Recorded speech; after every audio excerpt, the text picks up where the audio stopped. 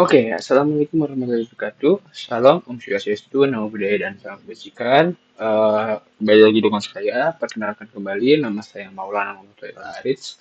Saya dari Universitas Diponegoro pada program studi Teknologi Rekayasa Informasi eh, dengan identitas mahasiswa saya 4004 032 4650 101. Nah, hari ini saya ingin membahas tentang RTOS, tapi di sini saya ingin yang priority. Ya, di sini tapi tetap saya bahas RTOS itu apa di arsitektur pada apa namanya sistem embedded gitu.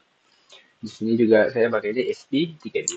Nah, oke, kita bakal bahas. Oke. Nah, jadi kita bahas dari pertama keterbatasan bare metal gitu. Kebanyakan dari kita itu memulai ini ini enggak. Oke, kebanyakan itu dari kita memulai dengan struktur biasa super loop atau misal while dalam kurung satu gitu kan. Nah, namun di saat sistem mulai kompleks, struktur ini tuh malah menghambat. Nah, masalah pertamanya itu adalah blocking. Nah, saat fungsi sensor melakukan delay, seluruh sistem itu bahasanya nge-freeze gitu, bakal beku. Nah, WiFi bisa terputus, tombol bisa kurang responsif. Terus masalah kedua adalah skalabilitas. Nah, menambah satu fitur baru kadang tuh bisa bikin uh, timing itu dari fitur lama tuh kurang gitu kan. Nah, ini tuh yang bisa disebut sebagai spaghetti code. Nah, di level industri itu ketidakpastian itu nggak bisa kayak dipakai gitu kan. Nah, oleh karena itu kita bisa pakai paradigma baru. Nah, atau transisi paradigma, yaitu kita ubah cara pikir kita bikin kita pindah dari program yang bahasa itu sekuensial atau dia bakal queue atau antri satu persatu menuju arsitektur atau paradigma baru yaitu berbasis konkurensi. Nah, kita tidak lagi menjalankan satu program besar, melainkan tugas-tugas kecil, sekumpulan tugas-tugas kecil yang cukup cerdas lah. Nah, pilar utama di RTOS itu beberapa, ada 3 pilar utama, yaitu multitasking, CPU kita sangat cepat, RTOS dulu bisa memanfaatkan kecepatan untuk berganti tugas begitu cepat sehingga terlihat seperti berjalan bersama. Yang kedua ada deterministik. Nah, bisa lah kita tahu kalau Anda tuh tahu lah kalau misal kita pengennya tuh tugas itu dieksekusinya kapan gitu kan. Terus yang paling krusial itu preemptif. Nah, atau preemptif itu sistem operasi dengan hak mutlak untuk memotong tugas yang kurang penting demi menyelamatkan tugas yang kritis atau bukan sekedar multitasking lagi tapi itu udah kontrol penuh. Jadi dia ya priority ini. Nah, tugas prioritas itu dapat di apa ya? Kita pakai di atasnya priority yang lebih rendah. Nah, ini yang nanti bakal saya pakai yang priority. But lanjut aja. Oke, terus klasifikasi waktu. Nah, klasifikasi waktu ada. Oke, klasifikasi waktu itu terbagi-bagi lagi. Semua sistem tuh diciptakan sama dalam hard time. Meleset 1 mikrodetik itu dari daytime bisa fatal. Bisa kita rem nih, misal rem itu kalau misal rem ABS gagal, wah lumayan kan dalam film real time. Jika meleset itu tuh dia bakal bikin datanya itu jadi tidak berguna, tapi sistem nggak meledak gitu nggak seperti misal data streaming yang patah-patah misalnya. Terus kalau soft real time Itu tentang kenyamanan penggunaan. Jadi misalnya di QI gitu kan, terbuka interface gitu kan, ada lagging gitu misalnya. Nah itu TOS itu memungkinkan kita untuk mengatur priority berdasarkan kategori-kategori kritis ini. Nah, terus apa itu? Anatomi RTOS. Nah, RTOS itu secara arsitektur RTOS bertindak sebagai manajer tengah gitulah. Jadi dia duduk antar aplikasi, antar hardware, ya antara itulah dua itu aplikasi dan hardware gitu kan dengan struktur lapis. Nah, jadi ada kayak modular gitu di kode. Nah, RTOS itu mengelola penjadwalan sementara lah dengan HAL ya, caps lock gitu untuk memastikan kode itu bisa dipindahkan misal dari ESP ke STM tanpa harus nulis ulang logika yang dipakai. Ini tuh standar profesional dalam pengembangan produk skala massal. Gitu. Nah, siklus hidup tasknya gimana sih? Nah, jadi setiap task di RTOS itu punya statusnya sendiri. Nah, saat nunggu input, dia bakal berada di posisi block. Dia nggak bakal makan satupun siklus CPU. Nah, saat siap, dia masuk ke antrian. Dia bakal ready. Dan saat dipilih oleh scheduler, dia bakal jadi running. Nah, memahami siklus hidup itu jadi bahasanya tuh tahulah kuncinya untuk menulis respon tuh biar dia tuh oh ternyata nggak makan CPU, hemat daya, responsif dan sebagainya gitu. Tasnya dihentikan, ya gitu ya. Terus, nah, eh, oh ngelag,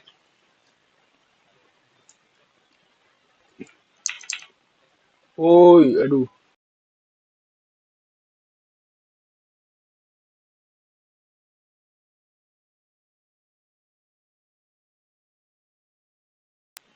nah, maaf ya, laptop saya tempur, ya maaf ya.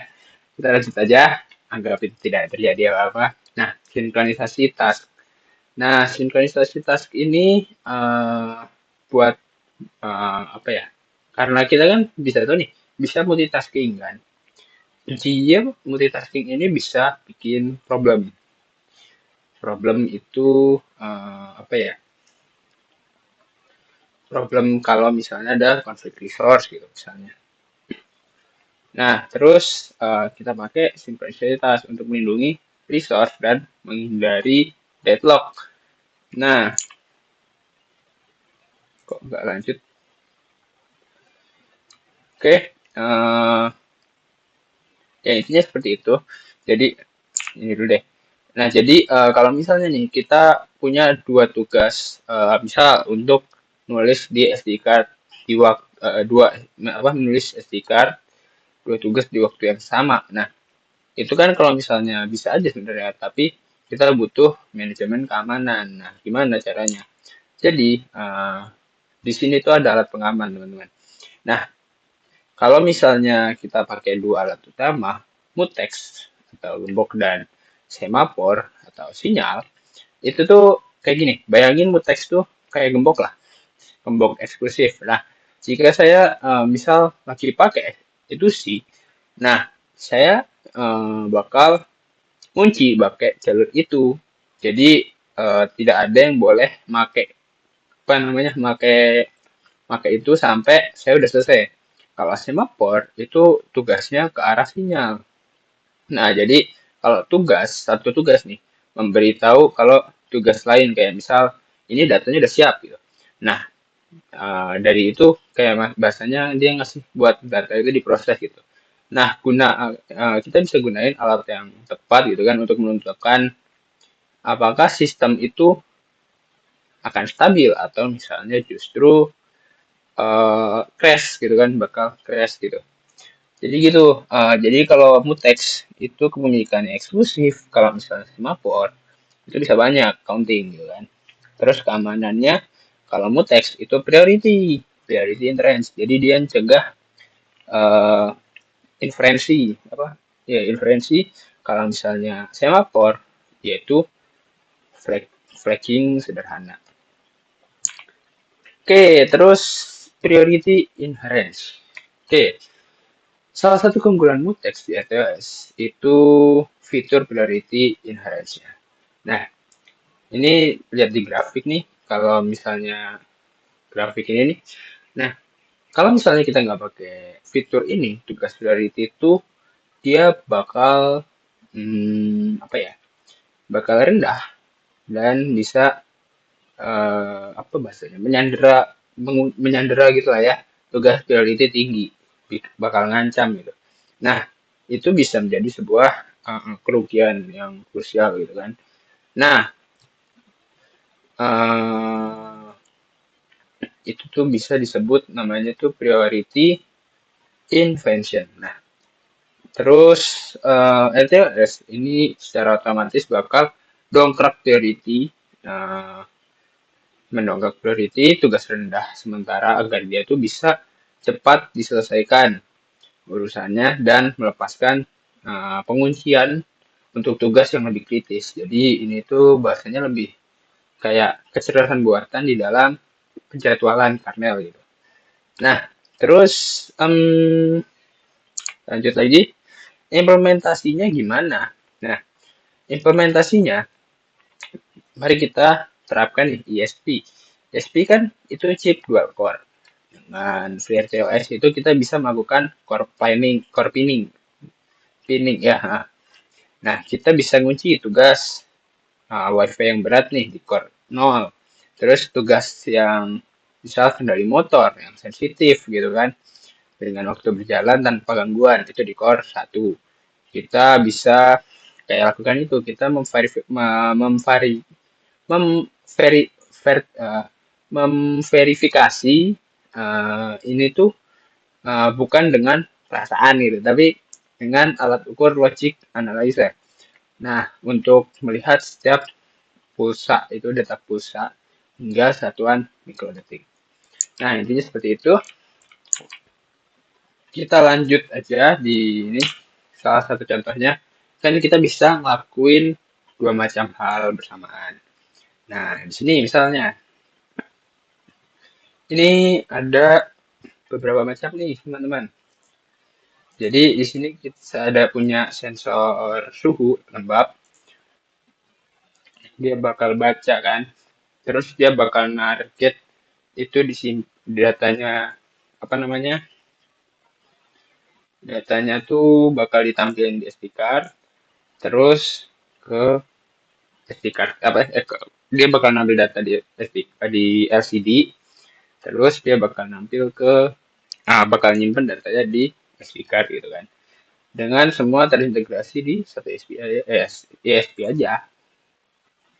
Dia bakal nampil barengan, nampil terus nih dia real time dan dia bakal nyimpan datanya. Seperti itu ya.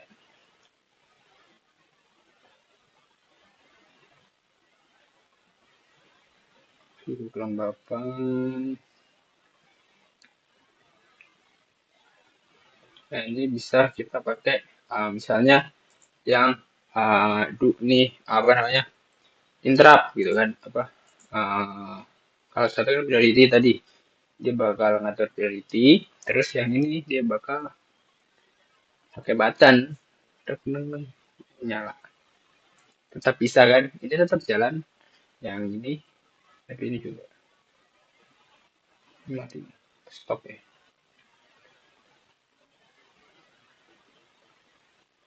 ini intinya seperti itu sih oke lah intinya seperti itu